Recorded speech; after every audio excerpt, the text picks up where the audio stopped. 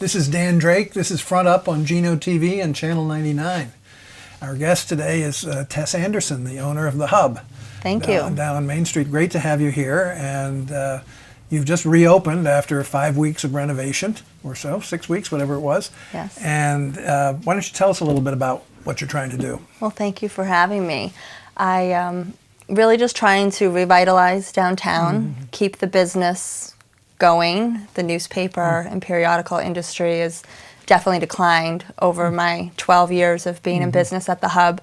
So it was really time to step it up and try to reinvent what the Hub as an island institution really is.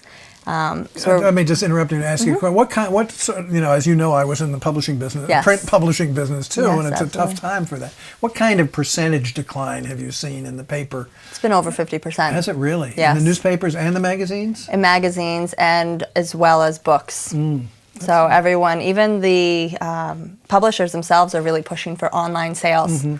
So the overheads. But obviously, that's very significant It is. for a business It like is. yours. Although I know you still have a big magazine. People do still want the magazines. The margins are very low on magazines, so I am still doing a decent amount of volume in the weekly magazines particularly.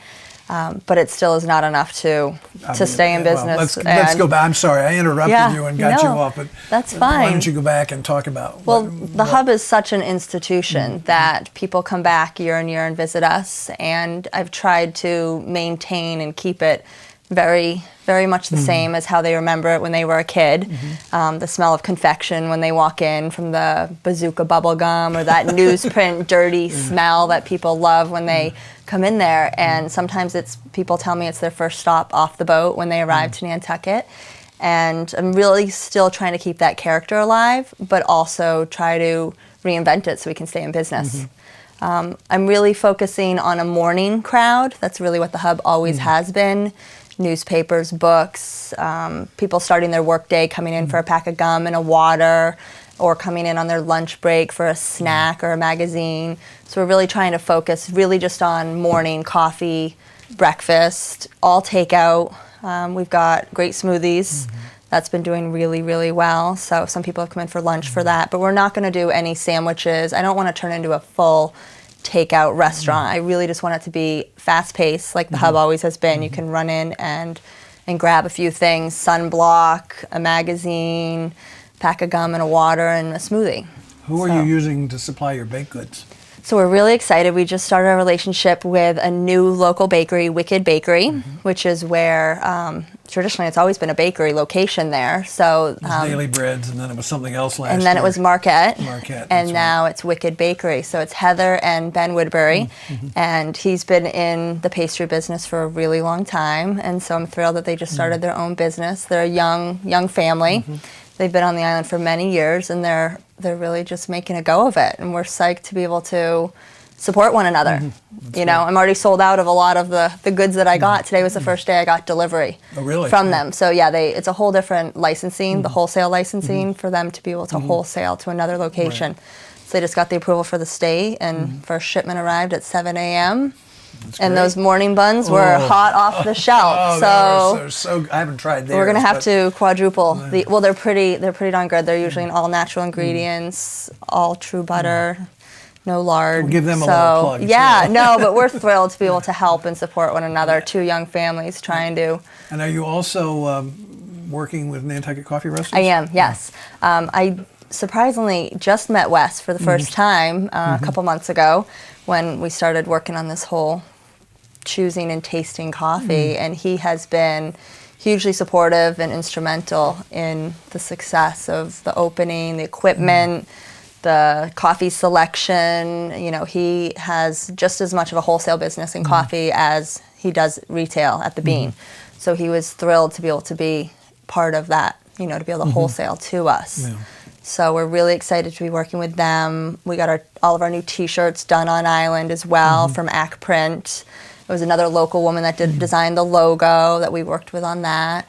So it's been really fun meeting some more local people and being able to support and have kind of Nantucket's economy, keep it rolling. Yeah. It's challenging enough. So if we can keep the money on particularly island. in the winter. Do you view yourself as competing with the pharmacy to any degree?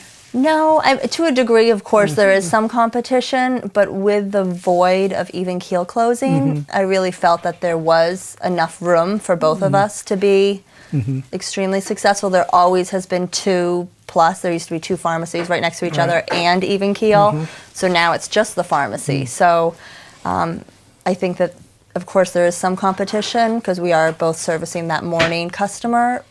But ultimately, I think that there was room for another location. Do you think you're a little more upscale, perhaps? I'm trying to really differentiate. You know, the coffee is definitely more of a specialty coffee. We're also doing all forms of espresso, so that is something they don't offer. Really homemade baked goods, New York bagels. So we're really trying to differentiate the product and have it be local, fresh, or flown in, you know, the next day. So not doing any lunch, no ice cream. So I'm hoping we're different enough. And in the summer, it doesn't matter. It's in the winter. It's in February that it makes a difference, obviously. And that I don't. No, it's an issue. I mean, it's the same issue with the bookstores. It's the same issue with those of you who are the anchors on Main Street. Right. Well, they picked up the newspapers when the hub closed, when there was the furnace fire back in 2000, and they've just kept that going, and there's plenty of room for both of us. People find their little special places that they like to go and their paths and routines. As you say, the margins on newspapers are probably worse than they are on magazines. It is, yeah. And then hopefully they'll pick up something else when they're in. That's right. So. What about the other merchandise? Have you cut back on other kinds of things? Certain areas. I had a new newsstand built, so that same number of newspapers, but it's just taking up a little bit less square footage. Yeah. But that was only shrunk by a couple feet. The book section I did shrink as well. I kept all of the Nantucket coffee table books, as well as a lot of the good beach reads. But I did shrink. The book section was probably the largest section that I did shrink. Yeah, so it really, the rest of the merchandise all kind of fit. I think the space is a bit more efficient now. A lot of the feedback I've been getting from people coming in has been that it feels more open, or they think we took a wall down somewhere or pushed a wall back. But no, it does feel open. It's the same 4 walls, and the merchandise has remained pretty much the same. So. How has the business, you've been there for 12 years running the hub, how has the business changed? How has the clientele changed in that period of time? I mean, other than the change in the type of things that they're looking for, but has the crowd changed too? I think so, absolutely. I think geographically people are coming to Nantucket from much different areas of the country now. There's a really big Texan representation on the island. Still a lot of New Yorkers, of course, Connecticut. But people are definitely traveling from further away. Nantucket's a special place, and I think it's going to always be highly sought after. I have noticed the age, I think, is changing. The clientele is definitely younger. Really? With a lot of money, and they want what they want when they want it, and they're going to get it. And I think I've noticed that at both of my businesses, that my customer has gotten younger. They're my peers now that are my customer. There's another explanation for that. Right, I know. But it's been, it's not Nantucket old money with generations that used to be coming here. There's a lot of new people that are entering into Nantucket and calling it their vacation place. The fellow, and I can't remember his name, who used to own the basket shop when it was down where the jeweler is now, down on Straight Wharf. You may not remember either, but he was a friend of friends of ours, and we met him, and he owned what's the Craft Guild essentially down there. And he used to say that the day trippers came over with a $5 with a T-shirt and a $5 bill and didn't change either one. Okay. Do you think that's true as far as the day trip crowd is concerned? No, it's definitely not a $5 bill in my pocket anymore. It's funny. Someone did an article, I don't remember which publication it was, a national, and they referenced like the best places to go when you're on Nantucket on a budget. And I really tried when pricing things out for this transition at the hub to keep it attainable where someone can come in and not feel price gouged, but also, enough to be able to obviously pay for the product and the high rents. Who owns that building? It's one of the lodges. It's right? a large group, actually. The majority is a family. The number 4s as well. They have the space up above the hub Right. is their meeting room. So it's a large group of people. They're hugely instrumental of the success of the hub being there and being able to stay there and operate as a newsstand. It's very important to them, and they understand that, and they were, it's an old group of Nantucketers, multiple generations, but they even realized themselves that something had to change in order to keep the hub as a gathering place. So they were very supportive of Good. of That's this great. transition. Yeah, I was because very that's not pleased. true of a lot of landlords. No, it's not. It's not. I don't have a bad thing to say about them. They've been really wonderful. What about parking? Is parking an issue for your business? The majority of my customers are on foot, believe it or not, in the high season. They're in the guest houses. They live downtown. They're guests of people. Day trippers. They're day trippers, exactly. The second I open my doors at 7:30, they're being tugged on minutes before I open. And a lot of them are people that are in guest houses or are on foot or out for a morning run or on a bike. So it really, I think my customer is really more of a downtown. Of course, downtown is kind of spread out, and now there's Mid-Island and out of town. The bake shop moved out of town. So people definitely that are in the surrounding areas have other options to go to. Parking is always an issue downtown, regardless. I myself have gotten multiple tickets already this year. That's, I think, the cost of doing business, unfortunately. There is no quick fix for parking. Every year I think the town really tries to come up with a solution. Probably the hardest, longest part of my process with doing this renovation was going to the Zoning Board of Appeals to get the parking waiver. And that was granted. And so you that had to do that because of the change of use? Exactly, yes. So I had to do that prior to starting anything with the building department. And then you had the sewers dug up behind you too, right there.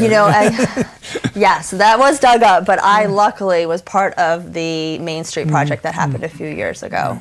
But didn't they go in the alley behind you this year? They did. There's a pipe that runs down the back that the upstairs of my building ties into. I tie into the Main Street side, but they dug that all, they dug all of downtown up this winter. So it'll be nice. Did you notice an impact when the Dreamland reopened and your evening business in the summer last year at all? I didn't. Not enough that it was drastically different. I think what the Dreamland's doing is wonderful. All the different things that they are offering, not just movies, but tons of other functions. No, I just wondered if it had, again, because there was a venue like that open again in the evenings downtown, whether it had any significant... I haven't noticed a significant one. Of course, with the other movie theater just right around the corner from us, if people need a quick little something, they run up or grab some candy bars and bring them down there. But the Dreamland hasn't been that impactful on my business. So its closing didn't affect you that much either, whenever 5 or 6 years ago? No. I think more the ice cream stores and the restaurants surrounding it definitely would have been hit much harder, but not in my nature. Any other observations you'd like to make about downtown or the efforts to keep it? It's been really rewarding to see people's faces when they come in. A lot of talk on Nantucket is about change and the way Nantucket has evolved over the years. It's been nice to hear the good old-time local people that come back season after season walk in and see either their jaw drop or their eyes, really blow up, and to hear their reaction to the changes, and to know that you can change something and have the support of the... Well, if the coffee's good. Yeah, exactly, I know, but for the most part, they've been really receptive, and the biggest thing I've heard is we needed a place. We really needed a place. So the opportunity was there, and I hope it works out. Well, I hope it does too, and thank you for joining us, and we wish you well. Well, thank you so much for having me. Tess. Thank you.